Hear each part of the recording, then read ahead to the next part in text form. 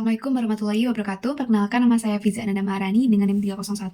Pada kesempatan kali ini saya akan menjelaskan terkait penambahan yang ada dalam metode penelitian.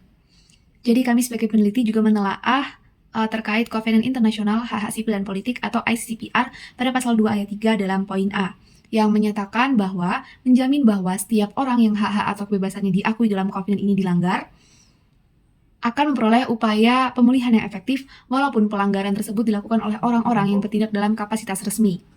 Jadi tentunya dari Kovenant ini dapat menjadi dasar pelanggaran HAM berat yang terjadi dalam kasus Marsinah ini, dan juga dapat membantu kami sebagai peneliti untuk menganalisa lebih dalam terkait kasus Marsinah ini, karena dalam kasus tersebut belum ada penegakan hukum yang baik.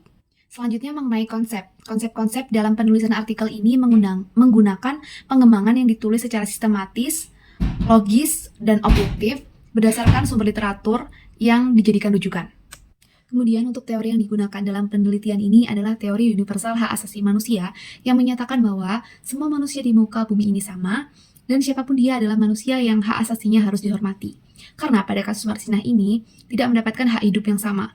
Jadi kami sebagai peneliti bisa membuat atau menjadikan teori ini sebagai landasan atau dasar terkait pelanggaran HAM berat yang terjadi pada kasus Marsinah ini. Sekian dari saya. Wassalamualaikum warahmatullahi wabarakatuh. Assalamualaikum warahmatullahi wabarakatuh. Saya Aurelia Mita Marsanda, NIM 303, akan melanjutkan tentang bab 4, data atau hasil penelitian. Kejahatan terhadap manusia, yakni salah satu perbuatan yang dilakukan sebagai bagian dari bentuk serangan yang dilakukan secara meluas dan sistematik yang ditunjukkan secara langsung terhadap penduduk sipil. Yang satu diantaranya pembunuhan, penganiayaan, penyiksaan. Menurut pasal 9 UU Nomor 26 Tahun 2006, kejahatan terhadap manusia termasuk pelanggaran HAM berat, yang dimana Marsinah ditemukan dalam keadaan meninggal dan terdapat luka berat. Pembunuhan juga melanggar hak hidup yang diatur dalam pasal 3 DUHAM dan pasal 6 ICCPR.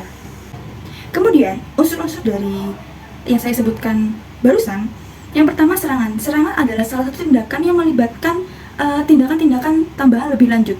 Nah, dan di mana tindakan-tindakan di sini melibatkan tindakan kekerasan. Kemudian sistematik di sini adalah sifat organisasi dari tindakan-tindakan kekerasan tersebut.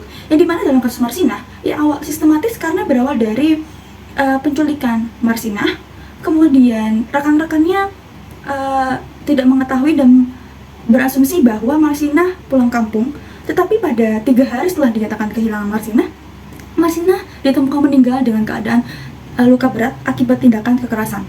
Kemudian pada unsur penduduk sipil, Marsinah adalah seseorang yang penduduk sipil. Maksudnya penduduk sipil di sini adalah seseorang yang tidak terlibat atau tidak ikut serta dalam peperangan atau militer.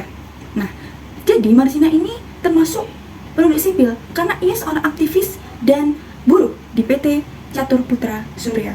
Sehingga dalam analisis ini mengatakan bahwa Marsinah tidak termasuk dalam pelanggaran HAM berat karena dia tidak memenuhi unsur secara meluas seperti itu. Tapi Marsinah tetap termasuk pelanggaran HAM, akan tetapi Marsinah tidak termasuk golongan dari HAM berat. Sekian dari saya. Wassalamualaikum warahmatullahi wabarakatuh.